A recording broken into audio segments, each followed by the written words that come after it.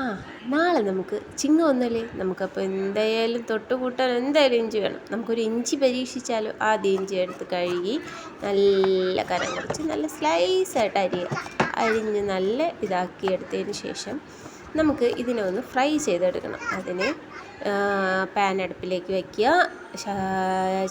Pan ചൂടായതിന് ശേഷം ശകലം എണ്ണ ഒഴിക്കുക. ഞാനിതൊക്കെ ചെയ്യുമ്പോൾ കണ്ടുകൊണ്ട് ഒരാളിതാ താഴെ നിൽപ്പുണ്ട്. അയാളെ നോക്കി വേണം എനിക്കിതെല്ലാം ചെയ്യാൻ. ഇവിടെ എണ്ണ ഒഴിച്ചിട്ട് അടുത്ത് നമ്മൾ അരിഞ്ഞ് നല്ല സ്ലൈസായിട്ട് വെച്ചിട്ടുള്ള ഇഞ്ചി ഇടുക. നന്നായിട്ട് വറുത്തെടുക്കണം. ഇതാണ് വമ്പൻ ടാസ്ക്.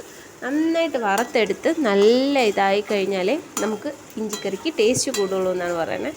നല്ല രീതിക്ക് വറക്കണം. നല്ല ബ്രൗൺ കളർ ആകുന്നത് വരെ വറക്കണം. ഇതിൻ്റെ ഇടയിൽ താഴെ ഒരാൾ എന്ത് പണി ഒപ്പിക്കണമെന്ന് നോക്കി നിന്നാണ് ഞാൻ വറക്കണമെന്ന്. നല്ല വറുത്ത് ബ്രൗൺ കളറായതിന് ശേഷം നമുക്കിതിനെ പയ്യെ കോരി വയ്ക്കാം. കോരി നല്ല ഇതായിട്ട് വെച്ചാലേ നമുക്കിത് തണുത്താലേ മിക്സിയിലിട്ട് നമുക്കിതിനെ ഇനി പൊടിച്ചെടുക്കണം.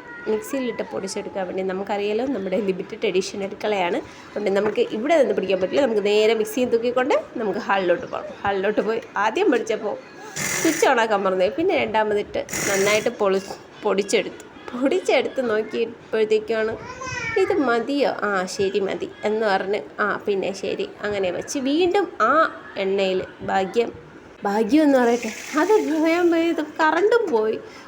ലാസ്റ്റ് അയ്യോ ഇതെന്ത് പറ്റി ദൈവമേ. പിന്നെ നമ്മൾ വച്ചിരിക്കുന്ന എണ്ണയിൽ തന്നെ മുളക് പൊടി, മല്ലിപ്പൊടി, ശകലം കായപ്പൊടി ഇട്ട് നന്നായിട്ട് മൂപ്പിച്ച് വറുത്തെടുക്കുക. നല്ല മൂത്ത് പോകരുത്, എങ്കിലും ഒരു രീതിക്ക് നന്നായിട്ട് വറുത്തെടുത്തിട്ട് അതിലേക്ക് നമ്മൾ വറുത്ത് പൊടിച്ച് വെച്ചിട്ടുണ്ടല്ലോ ആ ഇഞ്ചി എടുത്ത് തട്ടി നന്നായിട്ട് മിക്സ് ചെയ്ത് കൊടുക്കുക. കരിയെടുത്ത് തീ കുറഞ്ഞ ഫ്ലെയിമിൽ വെച്ചിട്ട് വേണം ഈ സംഭവങ്ങളെല്ലാം ചെയ്യുക. അല്ലെങ്കിൽ ഇഞ്ചിക്കറി കരിഞ്ഞ് പോവും. നന്നായിട്ട് വശട്ടി കൊടുക്കുക. നന്നായിട്ട് വശക്കി കൊടുത്തതിന് ശേഷം നമ്മൾ പുളി നേരത്തെ പിഴിഞ്ഞ് വെച്ചിരിക്കണം. പുളിവെള്ളം ഒഴിച്ചു കൊടുക്കുക. നമുക്ക് ആവശ്യത്തിന് അറിയാമല്ലോ, നമ്മുടെ ആവശ്യത്തിനുള്ള പുളി എടുക്കുക, പിഴിഞ്ഞ് നന്നായിട്ട് ഒഴിച്ചു കൊടുക്കുക. പിഴിഞ്ഞൊഴിച്ചിട്ട് നമുക്ക് വെള്ളം പോരാന്ന് തോന്നിക്കഴിഞ്ഞാൽ ശകലം ചൂടുവെള്ളം കൂടെ നമുക്ക് ആഡ് ചെയ്യാം.